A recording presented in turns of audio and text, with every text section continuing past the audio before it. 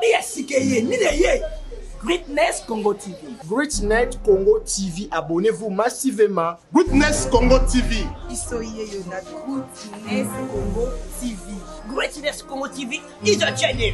Greatness Congo TV. Otunangani, ma copine, au moins quand on s'abonne, on s'en attend Georges. Akaba Timukenda, akotsa kuma tino futa kwa ta chambre te. Na quand on se distrait dans notre mutolingate. Greatness Congo TV, ma gang, ma film, de la réalité. Comédie à vie de loin. S'abonner massivement à Bobby, abonnez-vous massivement parce que vous avez décidé. Greatness Congo TV. Est-ce anglais ou English for you? Je ne sais pas. Oh, tout ce qu'on a le roi rouge, ting ting, de s'abonner à Greatness Congo TV. Greatness Congo TV, suprême, yonde makam. Bon, mon avagag, ma film, ma émission, biloka buzoba, na biloka bien, kana Greatness Congo TV. Veuillez vous abonner massivement au compte na YouTube, au petit Greatness Congo TV. Au moins la droite, va commune anglais souscrire. La français va commencer à s'abonner. Depuis que nous sommes à s'abonner. Greatness Congo TV. Greatness Congo TV. N'a un aéroport. Ou nous, tu voyages comment tu pars où? En Angleterre. Quoi? Est-ce que Miss Greatness Congo TV, abonnez-vous massivement.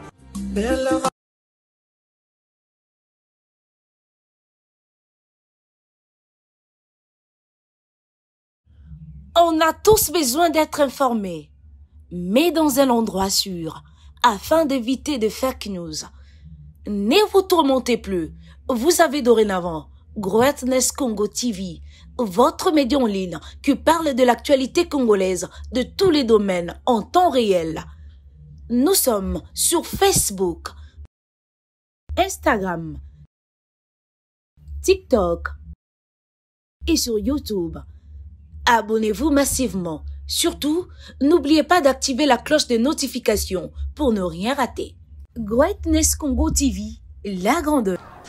Matondo mingi na bino banso balandi ya Greatness Congo Télévision. À travers cette émission Buzz avec DM, nous décortiquons l'analyse, nous décortiquons les actualités de la musique congolaise et la diversité nyonso. Lelo na émission na biso tozali ko beteli solo ya Christian Bosimbe qui est le président de la SAC. C'est une personnalité publique, un journaliste. Qui place à Bandi, a commis place à commis. On s'est souvent timide dans l'émission, la personne où il y a Zali. Mais avec une émission, dans la politique, dans l'émission, il dira ceci. D'abord, je vous demande de vous abonner. Si vous n'êtes pas encore abonné, je vous demande de vous abonner vraiment massivement sur Greatness Congo Télévision. Ensemble, nous allons analyse Nabino. Votre manière de participer, ils allez là-bas commentaire. Que pensez-vous de la sortie médiatique? Il y a Christian Bosimbe, Bolandi Yango, je crois. Boukani Sinini. Moi, je pense aussi, je donne aussi plutôt mes idées dans cette émission. Il dirait que Fali Poupazali et toi, Lazali, c'est une personne incontestable de la musique. Nabiso machin, ouébi, ouya lobaki. Gauthier Sey viendra dire qu'il ne peut pas dire de choses pareilles. À sa président, il y a institution Mounene. Est-ce que Gauthier Sey a raison? Gauthier Sey, c'est une personne d'abord. Gauthier Sey. Mais Gauthier Sey, c'est aussi un journaliste. Il faut que Toye Baka, en nous, bateau tozali liboso ya caméra, président de la République, ministre, joueur, arbitre. Tous on a deux personnalités na kati na biso. Koffi Olomide a deux personnalités. Azali Koffi Olomide papa yandaku, azali pe artiste et musicien. Azana ba sentiment étant que mutu le roi mutu nyonso. Christian Bosimbe, au-delà ya président Oya Zali. Il y a une institution où il y a géré. Au-delà, il y a journaliste où Azali peut Christian Bosimbe et tant que Moutou n'a pas sentiment le rôle à Moutou Nyonso. Président Fachi, avec tout le respect que je dois à la personne et à l'institution où il y a Azali, Azapé n'a pas sentiment, Azapé l'aime sous fan, il y a Vita, fan, il y a Imana, fan, il y a Cristiano, fan, il y a Fali, fan, il y a Rochero, Azali Moutou. Avant d'être journaliste, avant d'être président, avant d'être artiste et musicien, avant d'être arbitre, avant d'être joueur, tozana nous batu tozali ki batu simple o tozana ba sentiment na biso yoka si ba arbitre ne ba arbitre ba match bongo bazaka na ba équipe bango ba sepela ti tona ba joueur ba sepela ti la avant na ndako binga na fa na joueur bazali yango Christian Dazabon avant dans la journaliste azali azan artiste musicien au pays en ndeko linga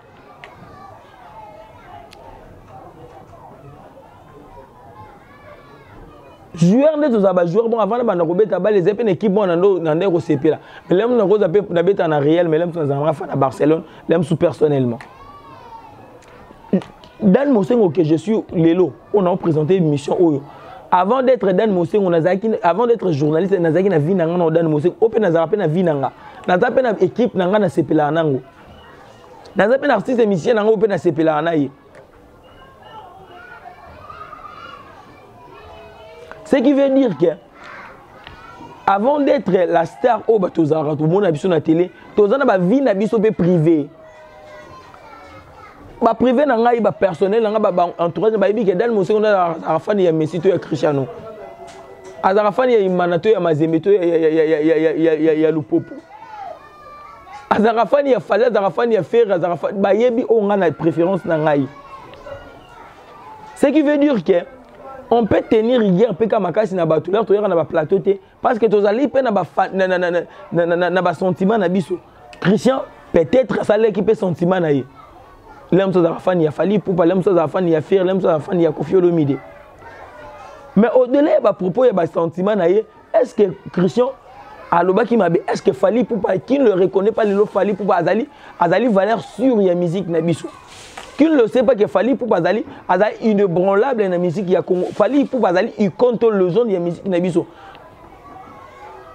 au-delà il y a autotune naïe au-delà il y a oba koloba a baptisé carrière na lokuta mais Fally Ipupa azali étoile ya musique na biso azali ndenge mona ba lombo makiadi ba rochero ba madilu système ba Koffi Olomide ba Ferrego là il y a des artistes musiciens na mboka na biso eza ba tunyo so ba tikala na longévité té to bi à l'époque moi ça la succès 2 ans 3 ans mais Fally Ipupa à travers la longévité Ferrego à travers la longévité est-ce que le Ferrego sera tiki musique nani ko longola nyonso ya malamu Ferrego la sala na musique à Congo nani kolongo na mambo o we ranso na sala na musique à Congo il faut to admettre au-delà ya ba sentiment na biso au-delà ya diversité na biso il faut admettre mambo muto sali na musique na biso auto muto sali na mboka na biso vite lelo ko kufa nango mais to yebi ke vite lelo pesa mboka na biso ba valeur pesa mboka na biso mambo ya minene tombola drapeau à Congo Mazembe de même et ko kufa nango Mazembe et pesa ebele na mboka na biso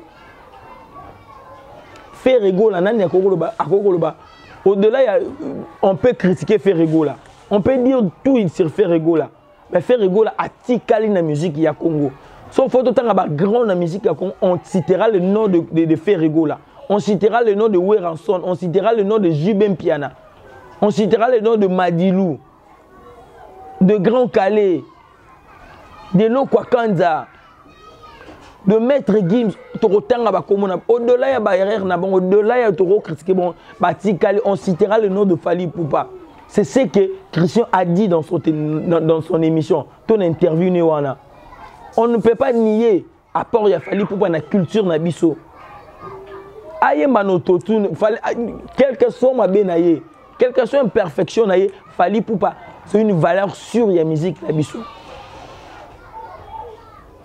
Mais néanmoins, étant une personne publique, tu puisse avoir un sentiment et surtout une tendance à l'émission. On doit être au milieu du village. Christian, au-delà de la vérité à lobby, mais il fallait payer-moi qu'on modérer moi maloba pour les épées sous-souté. Les gens vont comprendre communication parce qu'on n'a pas la même intelligence, pas la même capacité à réflexion. L'air toyer ou ça la émission, il faut des fois modérer nos propos pour n'attendre les bateaux moins intelligents, baza trop émotifs. Bateau bon on a casquette il y a Christian le président. Mais ils n'ont pas vu la part de la vérité aux qui n'a cassé ba propos au a commis warrior. Il n'a dit que la vérité au président il y a institution monene loko la ya ko lo babilo abongo te azan d'abord na ba sentiment na à lobby pe vérité parce que Fally pour baza valeur si mais néanmoins il fallait un peu modérer pour bateau bazali moins compréhensif, moins intelligent, va comprendre en OPLM sous moins facile. Là, j'allais dire ceci. Batonio so basala ramambo ezali public. Batonio so basali ba personnalité publique. Au-delà il y a ba sentiment na biso, au-delà il y a ba désir na biso. Il faut to luka to bomba ba sentiment na biso na média. Et le roi net muto azali arbitre. Naza fani ya imana. Mais nazo arbitre vite ya imana. Il faut par ya sentiment na nga ya vite wana longola on sala musala na neutralité wana. Naza fani par exemple il y a vieux Jossard. Mais là, dans cette émission, en tant que fan, il y avait Jossard. Il faut nous aller au milieu du village. C'est ça la presse, la déontologie. Bateau Nyon se basali la personnalité publique. Là, Toyo étant qu'il y a une personnalité publique, nous devons kolongola image nabiso ya moto nazali na izala naître au milieu du village. Il faut na yeba ko modérer ba propos na ngai. Il faut na yeba ko sala musala nga avec déontologie, avec professionnalisme. Là directement je condamne les journalistes nyonso oyo bazalaka journaliste mutu chroniqueur mutu soit vous allez attaché de presse naie mais soit vous allez journaliste il faut en akati il y a neutralité wana il faut aller au milieu du village. C'est pour cela je le dis tout souvent dans mes émissions, je ne suis ni warrior ni gaulois ni spiritas, certes nazana mutu penga pe na lingaka, mais quand je fais mes émissions, quand je passe à la télé, je dois être neutre. Il faut na bomba ba sentiment na ngezali na ndako na lati micro na komi journaliste Eden Mosengo, analyste Eden Mosengo, là na longoli micro na komi Eden Mosengo, oh je peux émettre mes avis. On a koki ko lo ba sentiment na koki ko bimisa ba sentiment na. Mais quand je suis là, je ne peux jamais, je ne le ferai jamais na ko lobela moto. Mais ce qui est la vérité, je le dirai. Sauf faire rigoler la salle, je dirais faire rigoler la félicitation à l'album Dynastie. Fallait pour la félicitation à la Formule 7. Qu'on fait l'omide félicitations à la légende. Sauf qu'on s'allie ma belle, je dirais tes places pour s'allie ma belle. Là, je suis naître, je ne dis que la vérité. Je ne peux pas donner ma sentiment dans la nazo et ça l'émission. Mais quand je suis une personne à la maison, je mes sentiments, je redeviens Dan Mosengo. Mais là, je suis journaliste et toi analyste Dan Mosengo. Il faut bâtonner sur ma personnalité publique. Ko balola lolé mon abango tango bazali ko émettre ba vie na bango en public ba bimsa ba sentiment na bango te. Je condamne avec toute la force que je ba journaliste nyoso bazara ba sima bato o ba ke mandar, je le dis ba ke mandar kambongo na sima bato. Je vais gagner mon argent na musala nazali ko sala. Je ne suis pas là pour n'en finir la musicien mon moto. Je dois faire mon travail professionnellement. Il faut mettre à vie professionnellement. Mais si on m'invite dans une émission, mettre à vie mais quand je suis dans une émission, je dois être impartial. Nous devons léguer quelque chose de bon, de bonne plutôt. La génération Zalikoya. Ba problème ke ni ba lega biso biloko malamu ba mami le ba lega biso biloko malamu biso pe tozali censé ko léguer biloko malamu to tika musala ndenge musala esengeli to sala ngo. On doit être professionnel car pour na biso te pour na venir ya musala oyo pour na avenir ya profession oyo o ezali musala moko ya valeur honorable pour te mbo na biso. Je le dis souvent, nous devons faire gagner le Congo. D'une manière ou d'une autre, nous devons faire gagner le Congo. Pour le Congo gagner. Nous aussi, journalistes, nous devons faire Moussala professionnel pour que le Congo gagner. C'est le Congo qui doit gagner. Nous devons aimer ces pays. Aimer ces pays, c'est faire de bonnes choses, léguer de bonnes choses, en fait que à venir à l'Obéza Malamu pour que le Congo gagner. Là, nous sommes arrivés à la fin de cette émission. Je dis merci à la grande équipe de Gwyneth Congo Télévision. Que pensez-vous de cette analyse? Que pensez-vous de la sortie médiatique de Christian Bossembe? Il fallait le bailo rabongo tout, il fallait le battre. Est-ce que le baki m'a béto, le baki malam? Bino peut ensemble dans les commentaires pour sa point de vue Nabino. Là, nous sommes arrivés à la fin de cette émission. Merci beaucoup à vous tous vraiment d'avoir suivi cette émission jusqu'à la fin. Vous n'êtes pas encore abonné sur Gwyneth Congo Télévision. Je vous demande de vous abonner vraiment massivement à une prochaine émission. C'était votre humble serviteur, votre analyste Dan Mosengo. Ciao. David. Greatness Congo TV. Greatnet Congo TV, abonnez-vous massivement. Greatness Congo TV. Isoyeyo na Greatness Congo TV. Greatness Congo TV is a channel. Greatness Congo TV. Otunangani, ma copine, omoni kando s'abonner na nzoto Don George. Akaba te mukenda. Akotsa ko batini ofuta kwata chambre te. Na compte o se distrait na nzoto mutolinga te. Greatness Congo TV. Bagarde ba film de la réalité. Comédie à vie de loin. S'abonner massivement na. Bobby, abonnez-vous massivement parce que vous avez décidé. Greatness Congo TV. Est-ce anglais ou English for you? Je ne sais pas. Oh, tout ce qu'on a le roi rouge, ting, to s'abonner à Greatness Congo TV. Greatness Congo TV, suprême, yonde makam. Bon, mon avocat, pas film, pas émission, biloka buzoba, na biloka bien, kana Greatness Congo TV. Veuillez vous abonner massivement au compte na YouTube, mettez Greatness Congo TV. Au monde à droite, va commune anglais souscrire. Na français va commencer à s'abonner. Depuis que nous sommes venus à s'abonner. Greatnet Congo TV. Greatnet Congo TV. N'a un aéroport. Ou non, tu voyages comment tu pars où? En Angleterre. Quoi? Est-ce que Miss Greatnet Congo TV, abonnez-vous massivement.